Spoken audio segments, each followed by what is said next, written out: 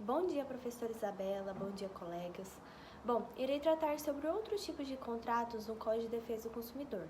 Primeiramente, tem-se o contrato de outorga de crédito ou financiamento.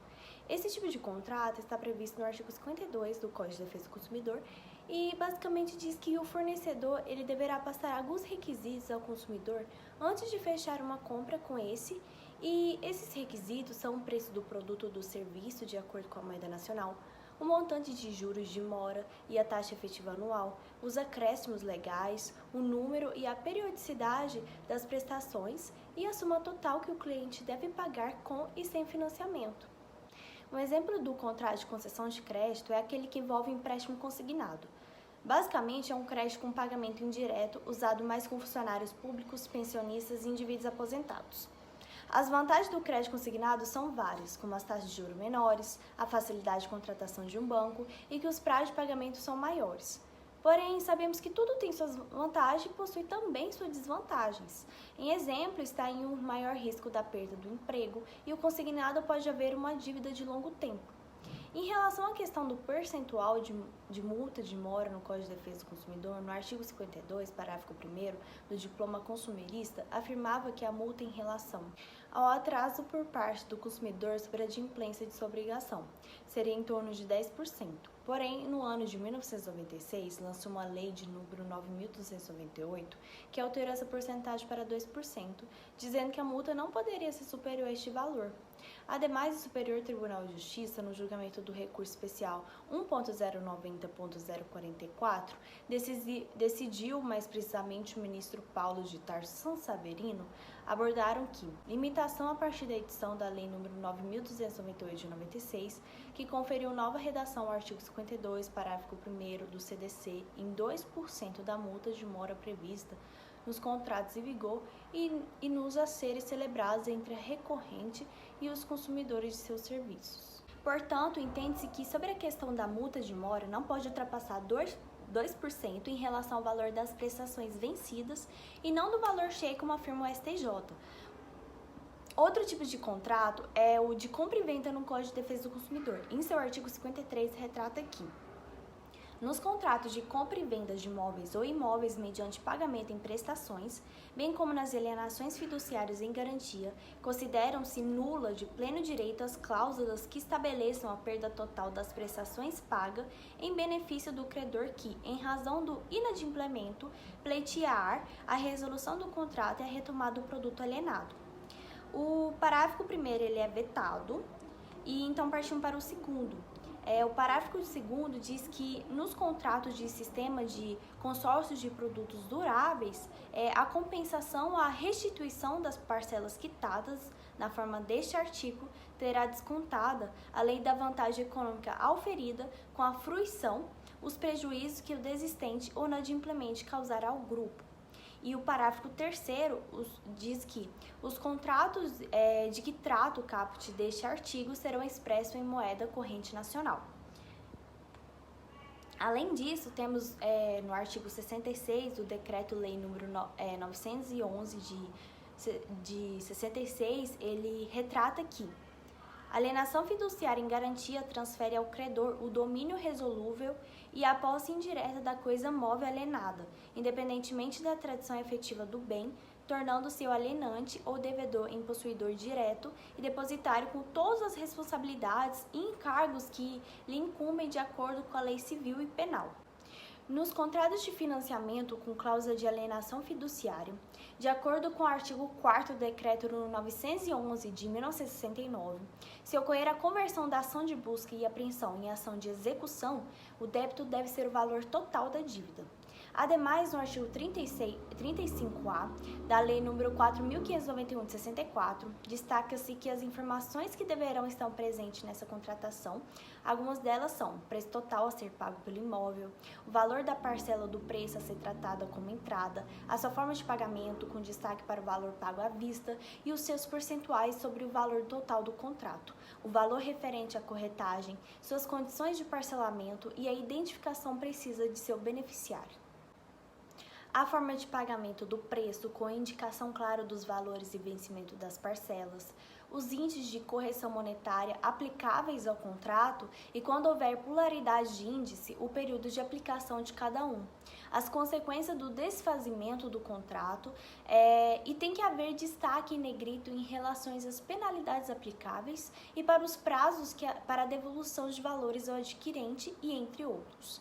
Em seu parágrafo 1º, diz que o contrato, se não houver essas informações, será dado mais 30 dias para a correção do mesmo e se após esses 30 dias não constar a tal correção, o adquirente receberá justa causa para rescisão contratual, que é o fim da relação. Outrocino, o Código de Direito do Consumidor, em seu artigo 53, retrata sobre a cláusula de decaimento, a qual, em razão de inadimplemento, irá haver uma perda total das prestações pagas em benefício ao credor quando pleitear na resolução de contrato a retomada do produto alienado. Ou seja, está na lei, com isso é de forma legal a perda total das prestações pagas. Se houver o desfazimento de um negócio, a Lei nº 4.591 demonstra que, em caso de desfazimento do contrato celebrado exclusivamente com o incorporador, mediante distrato ou resolução por inadimplemento absoluto de obrigação do adquirente, este fará jus à restituição das quantias que houver pago diretamente ao incorporador, atualizadas com base no índice contratualmente estabelecido para a correção monetária das parcelas do preço do imóvel, delas deduzida cumulativamente. 1. A integralidade da comissão de corretagem. 2. A pena convencional, que não poderá exceder a 25% da quantia paga. Parágrafo 1º. Para exigir a pena convencional, não é necessário que o incorporador alegue prejuízo. Parágrafo 2º. Em função do período em que teve disponibilidade a unidade imobiliária, responde ainda o adquirente em caso de resolução de distrato, sem prejuízo do disposto no caput e no parágrafo 1º deste artigo pelos seguintes valores. 1. Quantias correspondentes ao impostos reais incidentes sobre imóvel. 2. Cotas de condomínio e contribuição devida a associações de moradores. 3. Valor correspondente à fruição do imóvel equivalente a 0,5% sobre o valor atualizado do contrato por rata de 4. Demais encargos incidentes sobre imóvel e despesas previstas no contrato. Parágrafo 3º. Os débitos do adquirente correspondentes às deduções do que trata o parágrafo 2º deste artigo poderão ser pagos mediante compensação com a quantia a ser restituída. Parágrafo 4º. Os descontos e as retenções de que trata este artigo após o desfazimento do contrato estão limitados aos valores efetivamente pagos pelo adquirente, salvo em relação às quantias relativas à fruição do imóvel. E se houver atraso na entrega do imóvel, destaca-se a Lei nº 13.786, de 2018, que aborda em seu artigo 43A, se a entrega do imóvel for após 180 dias da data escrita no contrato, sendo a data prevista para a conclusão, que é escrita de forma clara e destacada, não dará caso à resolução do contrato por parte do adquirente e não terá o pagamento de nenhuma penalidade pelo incorporador. Se a entrega do imóvel passar desse prazo, desde que o adquirente não seja culpado totalmente ou parcialmente, poderá ocorrer a resolução do contrato, sem prejuízo, e a devolução do dinheiro será em até 60 dias corridos. Se a entrega do imóvel estender-se por prazo superior, que é os 180 dias, e não tratar de resolução do contrato, será devido ao adquirente adimplente, por ocasião de entrega da unidade, uma indenização de 1% do valor pago à incorporadora, para cada mês de atraso. Por fim, eu irei tratar sobre os contratos de consórcio no direito do consumidor. Em seu artigo 53, parágrafo 2º, demonstra que, nos contratos do sistema de consórcios de produtos duráveis, a compensação, a restituição das parcelas quitadas A fim deste artigo, terá descontada, além da vantagem econômica auferida com a fruição, os prejuízos que o desistente adimplente causará ao grupo. Os contratos de consórcios, eles são semelhantes aos contratos de outorga de créditos, pois esses acabam fornecendo serviços financeiros e que no final tem a compra de algum produto ou serviço, sendo que no consórcio, a administração do consórcio é a fornecedora do produto e aquele que adquire é o consumidor. Sobre o sistema de consórcio, pode aplicar o Código de Defesa do Consumidor, pois mesmo que tenha uma lei especial sobre isso, que é a lei número 11.795 de 2002, se trata primeiramente de uma relação de consumo, por isso adotar o Código de Defesa do Consumidor. Além disso, destaca-se que deve-se destacar a existência de duas relações autônomas vindas por meio do contrato de consórcio.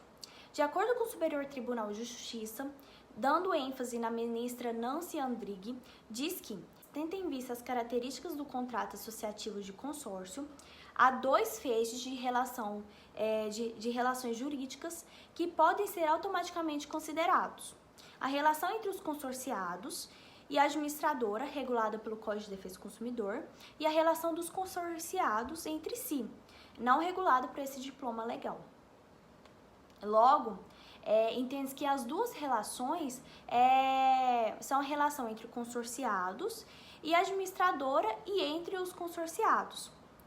A taxa de remuneração nos contratos é acima de 10%, segundo o artigo 42 do Decreto 70.951 de 72. Outra questão a ser tratada é sobre o ônus de comprovação do prejuízo da desistência ou do inadimplemento dos contratos de consórcio.